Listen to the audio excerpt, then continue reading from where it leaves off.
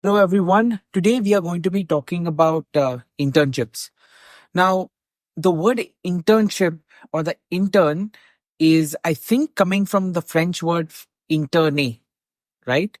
And that comes from uh, the doctor's assistant. So that's a little bit of a history lesson in a way of where it comes from. But Dave, we are not talking about the history. We are talking about why internships are important, and especially they are a great tool in the arsenal for someone who is starting out. So I'm talking to all those folks right now who are in college, graduating, and ready to join the workforce. They're extremely important for that group. That's one part of it. And the other part, I think, which is extremely important, is for those people who are transitioning from one career to another. Let's say you were a software engineer, but now you want to become a data analyst. Or even if you are a lawyer, you want to go into software engineering. How can internships benefit you is what we are discussing in this video. So number one, an internship is basically a instrument that will give you exposure and experience in the field that you desire to have a career in. That's the sole purpose of an internship. Internship for tech folks is extremely important because of the climate and the market conditions. You need to have some sort of experience to go into the job to be effective. More and more employers are wanting their prospective employees, as well as the people who are joining their teams, to be ready, because just the pace of things is so fast these days, and you have to adapt and build so fast that you have to be kind of ready, and there's not a big time that you can get to get acclimatized to the job. That is where internships come in hand. Now let's talk specifically about those two aspects: exposure and experience. Experience wise, what one should be looking in an internship to get is skills. Once you have those particular skills, let's say you are a data analyst and you want to get skills in Tableau, in SQL, in R, or in Python. That's one part of it. Those are your technical skills. But also in exposure part is, how do you apply those particular skills that you have developed, and getting tangible experience where you have actually built something or done something that's in a usable environment. Now, what do I mean by usable environment? Here specifically, I'm talking about if you made a certain spreadsheet and you made a dashboard out of that spreadsheet, that dashboard should be useful for someone to look at the numbers and take some actions on. It's a simple example. It can be a financial dashboard where you want someone to see what their monthly spend is, and you're creating that dashboard for someone who's looking after the finance and the accounts. That should be useful. So that's another example of how you could be using your internship. Now, here's the actual take. A lot of the internships that are out there generally tend to be highly sanitized and sandbox environments where, especially for new grads, that is people coming right out of college or are in college right now and doing their intern program, usually they're just asked to do documentations or make some PPTs or just do ancillary tasks that really nobody cares about in the larger context of things. It's still good exposure to do those documentations and learn about the process, and that's your entry point. But it doesn't add a lot of value. This is where my first pro tip kind of comes in for those who are either seeking internships or already secured those internships.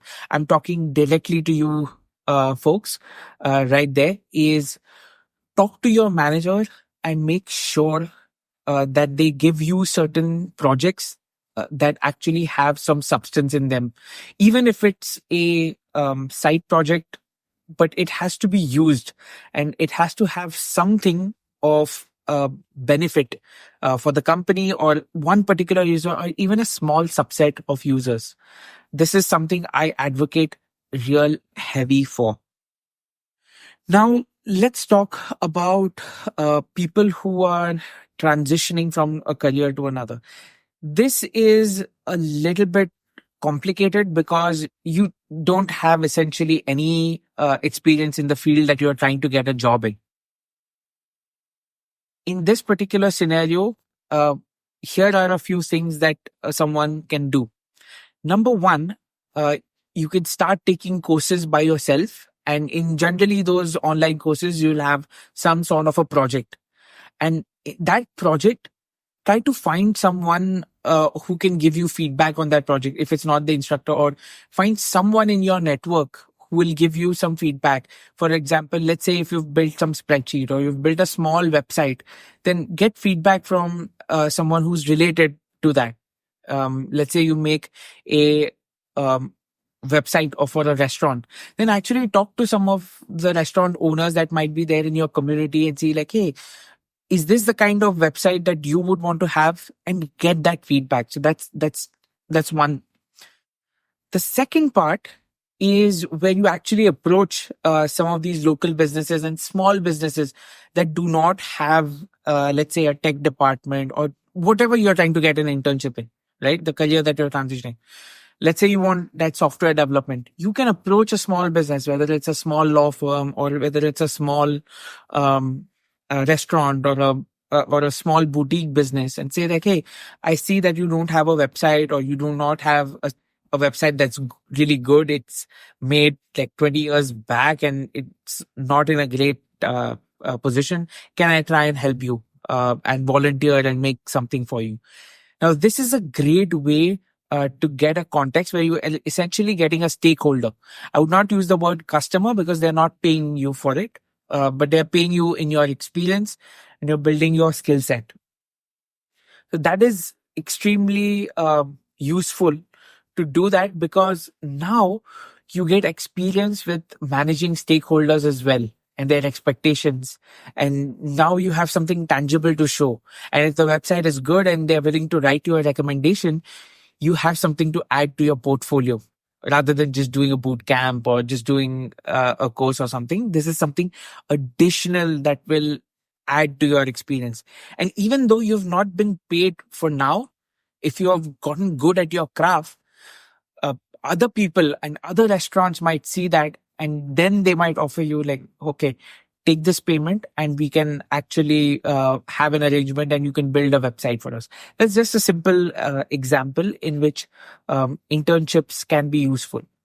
Now, the example that I gave right now is an example of unpaid internship, right? So there's paid internship and then there's unpaid internships.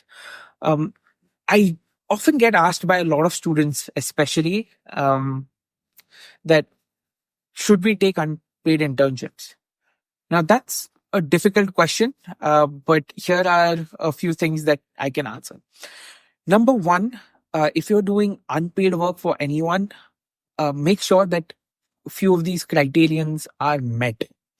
Number one, it should give you some tangible experience. So it should add to the exact experience that you're seeking for, which is going to be your next paid gig or the job that you're trying to get. So that's the experience part has to be there. Number two, if it's an unpaid internship, then it has to be for a finite period of time. So establish those guardrails and expectations right from the start, where it's clear that, okay, if it's a 3-month period or a 2 month or whatever you're comfortable with, then that is the period, and give yourself that timeline also to build your skills on, because you do not want to go too long just voluntarily. And one should find avenues to get paid for with, if not that client or that person, then with another organization or another person. This is something that all students and anyone seeking an internship, especially an unpaid internship, should take into consideration. Apart from that, even if you're getting a paid internship, I still highly recommend that you still follow the first principle, which is that are you getting the required experience? Because if you are seeking a software development job and all they have you doing are ancillary tasks and you've not coded anything, then you have not developed coding experience, if that makes sense. Or let's say if you're doing data analyst uh, internship and you've not gotten anything to analyze with data, you're just writing some documents or doing ancillary admin tasks, which are also great. But then that trains you for administration and operations. You've developed experience in some other domain, which is not data analytics. So keep that in mind while selecting your internships. Even if it's a paid one, I think the quality of the experience that you're getting should be paramount. I see a lot of students making this mistake where, of course, money is important and you should be prioritizing that for sure, but it has to align to your long-term goal. If you are taking internships where you're not developing the skills which you are actually aiming for, like in your main job, then those internships are not going to serve you. They might pay your bills and you might get some good money out of it also, but you need to develop those skills and the experience set that will help you eventually get to your career goal.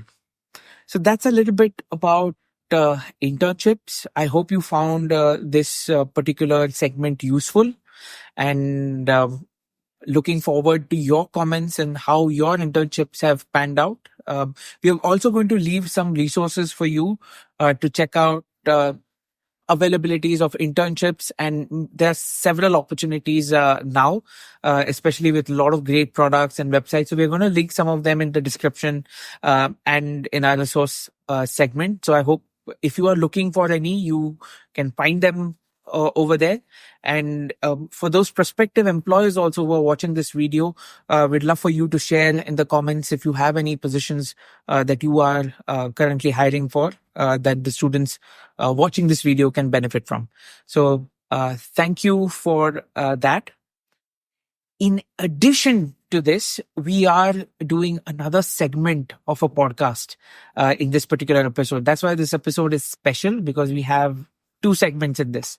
The first part is that which we just concluded on internships, and now we are going to actually talk to Gwen, who is going to talk about her experience about internships and what kind of was her trajectory and her journey as a recent grad to being a full-time employee, and then working in multiple domains and seeing the full-fledged impact of her work that she started as an intern and coming to fruition with not just a full-time job, but also the kind of work and the impact that it's creating. So stay tuned and watch that segment as well. Thank you. Gwen, thank you so much for making the time. Yeah, thanks for having me. Yeah, we've been talking, so it's finally good to kind of sit down and have a chat with you. Remind me how did you get associated with the Milwaukee Tech Hub? Yeah, I started around 2021. I was in college. I started as an intern. So I was a I was a graphic design intern. And then I moved up to digital marketing intern. And then I came on full time as a digital marketing associate. So I kind of worked up a little bit through the internship, and now I'm full time. Wow, that's cool. And you said, if I'm not mistaken, we've had conversation, and you said that you were at Marquette University. Correct? Yes, I went to Marquette, and I also had a few internships there while I was attending. Wow. How was your experience just being like a student, Gwen? At Marquette? Yeah, at Marquette, and then just getting like your full-time job. How was that like process like? I'm always curious because I work with students. I'm a faculty at MSOE also. But I'm always curious about like how that kind of works. Just like working in student life and that transition, like in that story into like that, there's an inflection point where you get you're a student, but now you have to get a job and you have to enter the workforce or marketplace or start your business. Gotcha. What was that phase like? I think I was super lucky because I did find a really good internship here at MKE Tech. I started off during COVID. It was COVID, so it was really great that it was virtual. We didn't have an office space, so I didn't have to worry about COVID and going into the office and school and just lots of contact with people. So I felt really lucky to be able to do that. And I just loved the people here. So it felt very natural to just continue my work here. Transitioning to full time, I was still a student. I was getting my master's degree at Marquette. So that was kind of a jump. I think part of me was ready to like be done with school, just be done with all of it and, you know, get working. But at the same time, I was like, I don't know how to balance that necessarily. So I think eventually I did find that balance of work and school. And then by then I had already graduated. So it was a interesting learning curve to, you know, start full time and still be in school. But I figured it out. So that is always a big transition point in students' life, especially more so whether you're an international student in general. That's a big transition to make. How did you go about like your search to get like internships and the availability in the market? How did you go about that? A lot of my search came from LinkedIn and Handshake, so just regular job board type platforms, but they were very large and it was kind of hard to navigate, especially as a new grad who didn't necessarily know what she wanted to do right away. But I'll say it again. I got lucky with finding this opportunity, and the whole team has been great. So it's been pretty easy decision to stay. Easy decision to stay, right? And when you were an intern, like what were the three things that you benefited a lot in just an internship, like doing? Was it exactly what you had envisioned when you got out of college, or? Not at all. I did not know what to expect. I had no idea what to expect. When I started as an intern, like I said, it was graphic design. So a lot of the work I was doing was around design. And it was kind of fun to actually like see my work in the real world versus just in a classroom getting critiqued by other students. Correct. So it was really fun to kind of just start to see like, okay, I'm making an impact. I'm doing something that's showing up. But yeah, I mean, it was a good experience to just see like my work showing up and having impact. And the team was really good at getting me exposure of just meeting people and kind of dipping my feet into the workforce and the tech ecosystem. And I've learned a lot. That's so cool. What was the first design that you got to put in real life? I don't remember, honestly. It was probably like a social media post or something like that. But I did do a lot of, like LinkedIn posts, like, actually, my first big project was our branding. I actually helped out with like our PowerPoint templates and stuff like that. I don't know how I forgot about that. But yeah, that's stuff that still shows up today. Like Kathy will use our presentation templates that I made as an intern like 3 years ago. Yeah. So yeah, like things like that just show up. There was we were pretty small when I started. So I did help out with like picking out our fonts, picking out where to put our logo and things like that. So that was really cool as an intern of like, think this is staying, like this is how it's going to be. This is like you have your skills and you create something, but that creation of yours is actually being used and you can see your work out there being used. Is that a level of satisfaction that also kind of gives you that drive? Absolutely. I mean, knowing I have an impact here is just the reason to stay, because if I went to a big corporation and I did the same job, it would get drowned out, by the time it reaches the top. It might show up one time and not again. But here it's like my work's going to keep showing up and add value. Yeah. What would be your pointers for interns then? Would it be because essentially you are also working at a startup. So this is a startup internship, and sometimes a startup internship is like a full role. So what would your advice be to? Yeah, I'd say be curious, be open-minded. I mean, you never know what's going to happen at a startup. So you just have to be open and take it as it comes and be ready to learn. Yeah, I think that's that's some good, solid advice. I know we had spoken a little bit about, finding jobs and, how that workforce development aspect of it and career segment. How does that connect with your work also at the Milwaukee Tech Hub? So a big initiative I help run is our Choose MKE Tech .org website, which is our regional attraction website. So it gives a lot of resources as to what our region has to offer.